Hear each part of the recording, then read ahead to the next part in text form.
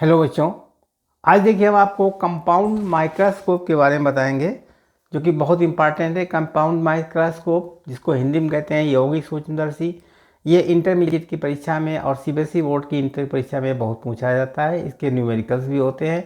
इससे पहले हम पिछले वीडियो में बता चुके थे संयुक्त सूक्ष्म वो का नाम सूक्ष्मदर्शी का नाम है सरल सूक्ष्मदर्शी, मतलब सिंपल माइक्रोस्कोप। आज हम यौगिक सूक्ष्मदर्शी, इसको संयुक्त सूक्ष्मदर्शी भी कहते हैं, और यौगिक सूक्ष्मदर्शी को हम बताना चाहते हैं। इसको नाम अंग्रेजी में कहते हैं इसको कंपाउंड माइक्रोस्कोप। कंपाउंड माइक्रोस्कोप क्या होता है उसके बारे में हम बताएंगे आपको, और हमारे वीडियो को आप तो अच्छे ढंग से देखिए। और इम्पॉर्टेंट वीडियो है जिसको कई बार बोर्ड एग्जामिनेशन में पूछा गया था, और नीट, IIT, JEE इत्यादि जब पूछा जाता है, इसलिए इसको बहुत गौर से देखिए। और अगर नए हो तो इसको चैनल को सब्सक्राइब करना मत भूलें। Please subscribe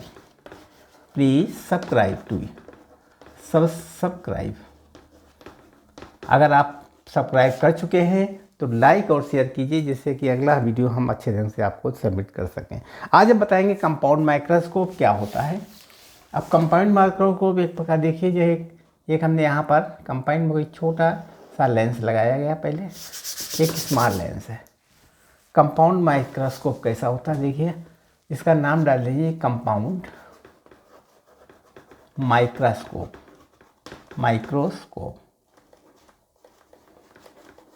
compound microscope. तो इसमें क्या होता है, एक ये लेंस है, आईपीस, ये लेंस है। और यहाँ पर ये क्या जानते हो, इसको क्या कहते हैं, प्रिंसिपल एक्सिस। ये प्रिंसिपल एक्सिस होती है। और यहाँ से प्रिंसिपल एक्सिस, यहाँ मान लीजिए इसका फोकस यहाँ पर है, और इसका फोकस, ये दो फोकस होते हैं, दूसरा फोकस यहाँ पर है। वस्तु हमने यहाँ रखी, यहाँ पर कोई वस्तु रखी हमने, मतलब ऑब्जेक्ट यहाँ रखा, जिसका प्रतिबिंब हमें बड़े रूप में बना करके देखना है। कंपाउंड माइक्रोस्कोप में 100 गुना तक प्रतिबिंब बना सकते हैं। छोटे से ये ऑब्जेक्ट है, ये AB, इसको हम 100 गुना बड़ा करके देख सकते हैं इस कंपाउंड माइक्रोस्कोप से। तो इसमें क्या होगा, आप जानते हो इसका इमेज कहाँ बनेगी। इसकी इमेज ये पैरेलल जाती है, यहाँ से इसके मुख्य अक्ष के पैरेलल होती है। दूसरी यहाँ से होती हुई चली जाती है। ये पहले ऊपर वाली फोकस से प्रारंभ होती है, ये फोकस से जाती है, और दूसरी वाली इसके केंद्र से होती हुई आगे बढ़ेगी, और यहाँ पर इसका प्रतिबिंब बनेगा, ये प्रतिबिंब बनेगा, और ये प्रतिबिंब बनेगा इस तरीके से। ये प्रतिबिंब इससे बड़ा होता है, ये ऑब्जेक्ट से ये बड़ा है, मतलब A', इसको B' बोलते हैं। ये ऑब्जेक्ट से बड़ा है, ठीक। ये सीधी लाइन कर दीजिए यहाँ पर, और यहाँ पर भी सीधी लाइन है। ये यहाँ पर दोनों जो मिलती हैं, यहाँ से बन जाएगा ऑब्जेक्ट। ये A', B' इससे AB से बड़ा है, ठीक।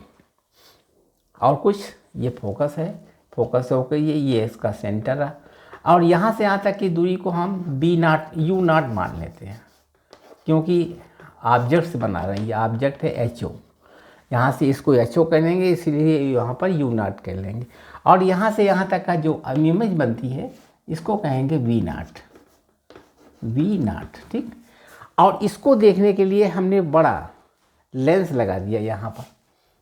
इसकी फोकस अंतर भी बड़ा, इसका फोकस लेंथ भी बड़ा होगा, ये हमने लगा दिया यहाँ पर, ठीक है। इससे बड़ा है, और इसका फोकस अंतर कहीं पर यहाँ पर है, फोकस अंतर यानी FE का है। ये आई पीस है, FE मान लीजिए। यहाँ से यहाँ तक का फोकस अंतर, यहाँ से यहाँ तक। अब इसका जो प्रतिबिंब बनेगा, यहाँ से यहाँ तक फोकस अंतर है, तो फोकस अंतर इधर भी इतना ही होगा, जितना इधर होता है उतना इधर होगा। यहाँ पर फोकस अंतर होगा FE, ठीक। अब क्या होगा, इसको जो आगे बढ़ाएंगे, समांतर मुख्य अक्ष की यहाँ पर आएगी, और इसको हम यहाँ से, ठीक है, इस तरीके से बढ़ाते चले जाएंगे। ये इधर साइड में बढ़ा दिया, और दूसरी किरण यहाँ से होकर जाएगी, यहाँ से मिला दिया इस तरीके से। यहाँ फोकस होती चलेगी, दूसरी किरण यहाँ से होती हुई चलेगी ऊपर की तरफ। ये दोनों आपस में नहीं मिलेंगी, फैलती हुई चली जाएगी। यहाँ से जब हम इसको देखेंगे इस तरीके से, यहाँ से आई पीस है, यहाँ पर आई पीस है, आई पीस यहाँ से देखना चाहिए। यहाँ से देखते हैं तो इसकी इमेज दूसरी बनेगी, बहुत दूर, इसको आगे बढ़ाते चले जाएंगे, इसको भी आगे बढ़ाते चले जाएंगे, तो ये दोनों यहाँ पर मिलेंगे कहीं पर। मान लीजिए यहाँ पर मिलेंगे डिस्टेंस पर, यहाँ पर मिले, इसको भी हम इस तरीके से बना दें, यहाँ पर मिले, ठीक है। इसको आगे बढ़ा दिया, इसको, इसका प्रतिबिंब काम, इसका प्रतिबिंब यहाँ बनेगा, ठीक। ये इसको कहते हैं कंपाउंड माइक्रोस्कोप। ये बड़ा लेंस होता है जिसकी फोकस दूरी ये दूर दूर है, ये छोटा लेंस है, इसकी फोकस दूरी ये है, ठीक। अब इसमें मैग्नीफिकेशन ज्ञात करेंगे। आपको पहले बता चुके थे मैग्नीफिकेशन, मैग्नीफिकेशन मतलब इससे कितना बड़ा प्रतिबिंब बना सकते थे, उसे कहते हैं मैग्नीफिकेशन। मैग्नीफिकेशन होता है बीटा बटे अल्फा। सिंपल माइक्रोस्कोप में बता चुके थे मैग्नीफिकेशन होता है m बराबर बीटा अपॉन अल्फा। अब हम बीटा और अल्फा ज्ञात करेंगे। बीटा एंगल ये कहलाता है, और अल्फा आगे, अल्फा आप जानते हैं पीछे बता चुके थे, ये अल्फा होता है। नंगी आँखों से, मतलब कहीं भी कोई लेंस का प्रयोग नहीं करेंगे। यहाँ से जब हम देखते हैं यहाँ पर HO को, मतलब इसको देखते हैं, तो ये अल्फ़ा एंगल पर दिखाएं। यहाँ से इसको अल्फ़ा एंगल भी मान सकते हैं, अल्फ़ा एंगल पर दिखाएं, लेकिन डिस्टेंस इसका D रखते हैं। मतलब आँख के देखने की क्षमता जो होती है वो D होती है। कितनी होती है? 25 सेंटीमीटर के लगभग होती है, 25 सेंटीमीटर, उसको कहते हैं अल्फ़ा। तो यहाँ पर इसको देख के निकाल सकते हैं tan अल्फ़ा। तो tan अल्फ़ा बराबर हो गया HO अपॉन D, ठीक है। ये tan अल्फ़ा हो गया। अब यहाँ लिख लीजिए अलग साइड में tan अल्फ़ा बराबर HO अपॉन D, ये tan अल्फ़ा हो गया। अब इसी तरीके से tan बीटा निकालेंगे। tan बीटा निकालने के लिए ये बीटा एंगल है, इसको निकालना चाहते हैं। tan बीटा का मान क्या होगा, बिगाड़ दें। अब tan बीटा बराबर होगा, यहाँ देखिए tan, इधर लिखते हैं tan बीटा बराबर, ये दूरी है a डैश b डैश अपान, ये दूरी कितनी होगी, ये UE कहलाएगी। मतलब IP से ले रहे हैं इसलिए यहाँ तक की डिस्टेंस UE हो गया। ये हमारा tan बीटा का सूत्र है। अब यहाँ पर a डैश b डैश की वैल्यू भी निकालेंगे, कितनी होगी। a डैश b डैश कहाँ से आया, कितनी वैल्यू होगी। अब देखिए इसमें ये है, आप जानते हो, सुना होगा I अपान O बराबर B अपान U होता है मैग्नीफिकेशन में। I क्या होती है, HI, और यही HO, मतलब हाइट ये HO हो गया, ये हमारी HI होगी। HI कितनी है, a डैश b डैश है, वही a डैश b डैश यहाँ लिखा हुआ अपान HO, क्योंकि अब माइनस नीचे है इसलिए इसमें माइनस लगा देंगे, माइनस हो गया, minus a dash b dash upon HO ये हो गई ऑब्जेक्ट, ये ऑब्जेक्ट है, ये इसकी इमेज है, तो a dash b dash image है। और कितनी दूरी पर है, ये दूरी माइनस b अपान u होता है, b है b नाट अपान u कितनी होगी, यहाँ से होगी माइनस u नाट। समझ रहे। अब ये माइनस माइनस कैंसिल हो गया, यानी a डैश b डैश का मान क्या हो गया, b naught upon u naught into HO। ये हमारा a डैश b डैश का मान ज्ञात हो गया। वही a डैश वैल्यू यहाँ निकालेंगे तो tan बीटा निकल आएगा। tan बीटा का मान निकाल लीजिए, ठीक है। अब tan बीटा कितना हो जाएगा, देखिए tan बीटा बराबर a डैश b डैश का मान कितना है, b naught upon u naught into H naught. a dash b dash का मान पता हो गया, u नाट अपान u नाट। अब UE इंटू UE ये निकला tan बीटा का मान, ठीक। tan बीटा का मान पता हो गया, b नाट अपान HO अपान UE, tan बीटा पता हो गया। अब देखिए चूंकि tan बीटा tan अल्फा, यानी अल्फा और beta is very small, alpha and beta angle is very small, very small, बहुत छोटे छोटे हैं कोण, तो इसको हम tan अल्फा इस बराबर अल्फा मान सकते हैं। तो अल्फा बराबर क्या हो जाएगा, HO अपान D हो जाएगा। इसी तरीके से tan बीटा बहुत छोटी है संख्या, तो ये बीटा के बराबर मान लिया गया। यह भी हमारा किसके बराबर हो गया, b नाट अपान H नाट अपान U नाट अपान UE। ये हो गया बीटा का, ये दोनों मान ज्ञात हो गया। ठीक, अल्फ़ा और बीटा का मान निकाल ले। अब चूंकि अल्फ़ा बीटा पता हो गया तो यम बराबर हो गया बीटा बटे अल्फ़ा। मैग्नीफिकेशन ज्ञात कर लेंगे। मैग्नीफिकेशन क्या होगा, बीटा अल्फ़ा का मान इसमें रख दीजिए। तो बीटा अल्फ़ा जब मान रखेंगे तो क्या निकलेगा, देखिए m निकाल लीजिए। m बराबर बीटा अपान अल्फ़ा, बीटा का मान ये लिखा है B naught upon U naught into H naught upon U E. ठीक, ये बीटा का मान हो गया। इतना मान क्या हुआ, बीटा का मान अपान अल्फ़ा का मान क्या हुआ, इसकी उल्टा कर दीजिए इंटू डी अपान एच ओ, ये निकलेगा यम। ठीक है, अब इसमें एच ओ कट गए तो यम बराबर क्या हो गया, एम बराबर B naught upon U naught D upon mu E, ये आया मान। ठीक, करेक्ट। इसका मैग्निफिकेशन इस तरीके से आएगा, V naught upon U naught D upon U E. यौगिक कंपाउंड माइक्रोस्कोप का चित्र बना लीजिए, यहाँ तक उतार लीजिए, फिर हम आगे आपको बताएंगे। ठीक, अब इसमें केस 1 केस 2 का प्रयोग करके हम दोनों विधियों से निकाल लें। केस 1 में क्या है, b बराबर, अभी बताएंगे केस 1 के, इतना उतार लीजिए फिर बिगाड़ते हैं। ठीक, m कितना निकाला था, m बराबर हो गया b naught upon U naught D upon mu E. इसके हम ऐसे भी लिख सकते हैं एम ओ और एम ई, ये आई पीस। ठीक, इस तरीके से लिख सकते हैं। ठीक, ये सूत्र बन गया। ठीक, बिगाड़ दें अब।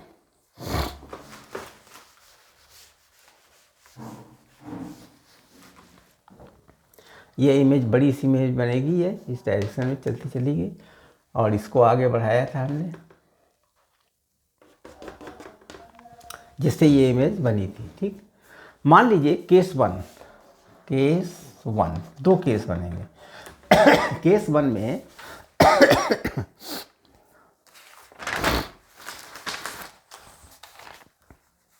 मैक्सिमम मैग्निफिकेशन क्या हो, इसमें करने लगे maximum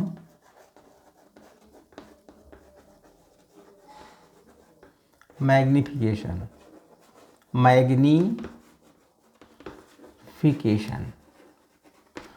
maximum magnification final image at D. इसमें क्या होगा, final image at D, final image D by I piece,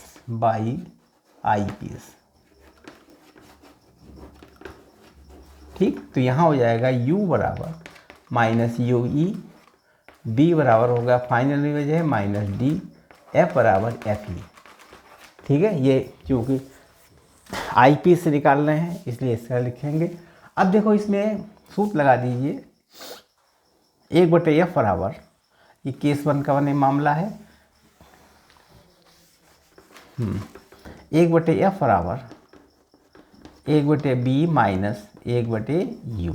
मान लीजिए 1/f ई बराबर 1/ minus D minus 1 upon minus mu E. ठीक है, मान रख दीजिए, इसमें इतने का मान निकाल लीजिए 1 अपान म्यू ई का, तो ये माइनस माइनस प्लस हो जाएगा, 1 अपान म्यू ई बराबर 1 upon F E plus 1 upon D, ये बनेगा। ठीक, अब इसमें 1 अपान म्यू ई का मान यहाँ रख दीजिए तो यम निकल आएगा। तो यम कितना आएगा, एम बराबर B naught upon U naught into D upon mu E, है ना इस सूत्र। अब इसे मान रख देंगे तब निकल आएगा एम बराबर होएगा B naught upon U naught into D, अब यहाँ क्या हो गया, F E plus 1 upon D, 1 upon D plus 1 upon F E. ठीक है, तो डी कट जाएगा तो यम कितना होगा, एम बराबर हो जाएगा B naught upon U naught 1 plus D upon F E. ठीक, ये मैक्सिमम मैग्निफिकेशन निकला। क्या निकला, मैक्सिमम मैग्निफिकेशन की वैल्यू कितनी निकली, m बराबर बी नाट अपान यू नाट, अंदर क्या लिखेंगे 1 प्लस डी अपान एफ नाट, ये निकला भाई मैक्सिमम वैल्यू। ठीक है, अब केस सेकंड चलेंगे। ये तो केस फर्स्ट का मामला हो गया, अब केस सेकंड बिगाड़ने इतना उतार लीजिए। फिर केस सेकंड देखिए,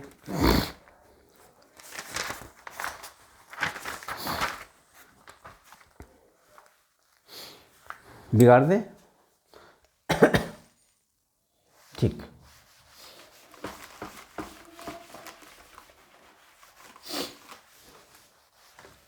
अब ये डिस्टेंस इन्फिनिटी मान लीजिए, यानी u बराबर माइनस इन्फिनिटी मान लें। इमेज कहाँ बनेगी, इमेज v बराबर माइनस इन्फिनिटी बन गई, और u बराबर यानी केस सेकंड में, केस सेकंड की वैल्यू को तो लिखो केस सेकंड, यहाँ लिखिए केस सेकंड। केस सेकंड में लिख दीजिए नॉर्मल एडजस्टमेंट, यानी normal adjustment normal adjustment relaxed eye, यानी आई रिलैक्स आई, मतलब रिलैक्स आई में है, मतलब रिलैक्स आई कितनी हो, रिलैक्स आई हो। Final image at infinity, final image at infinity बहुत दूर पर हो तब भी, final image at infinity by I piece,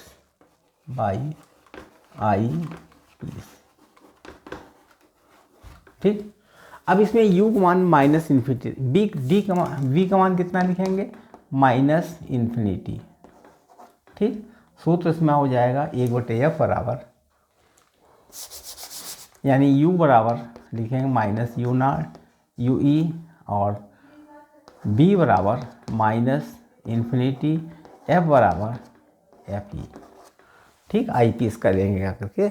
अब यहाँ पर देखिए सूत्र लगा दिए 1/f बराबर 1/b माइनस 1/u, मान रख दिए 1/fe बराबर 1/इन्फिनिटी माइनस 1/माइनस म्यू ई। अब मान हो जाएगा इसकी माइनस प्लस हो गया 1/म्यू ई बराबर हो गया 1/fe, ये मान आ गया। ठीक, अब इसी का मान यहाँ रख देंगे 1/e के, तो निकल आएगा यम का मान मिनिमम। ठीक है, यहाँ इतना बिगाड़ते हैं, केस सेकंड में मान रख देंगे, इसमें किसमें रख देंगे, इसके अंतर्गत। तो यम बराबर B naught upon U naught D, और इसके अंदर ये लिख देंगे 1/fe। तो इसको क्या लिखेंगे, m बराबर B naught upon U naught D upon F E, ये निकाल दिया हमने मैग्नीफिकेशन। तो ये मैग्नीफिकेशन छोटा है, मिनिमम है, वो बड़ा था। ठीक है, तो इस तरीके से देखिए आगे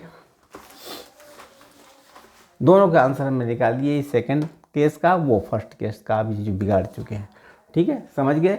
अब हम देखिए हमने आपको दोनों केस बता दिए, कंपाउंड माइक्रोस्कोप स्ट्रक्चर बता दिया है, कैसे लेंस लगते हैं कहाँ, और इसका डिस्टेंस क्या होता है। डिस्टेंस ये होता है बी नॉट, यहाँ से यहाँ तक का बी नॉट है, और प्लस यू नॉट, ये इसका डिस्टेंस, इसकी लेंथ हो गई, लेंथ ऑफ दी माइक्रोस्कोप। ये क्या है, length of the microscope, length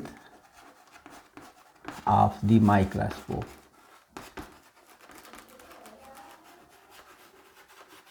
microscope की लेंथ। ठीक, बिगाड़ दे। ठीक,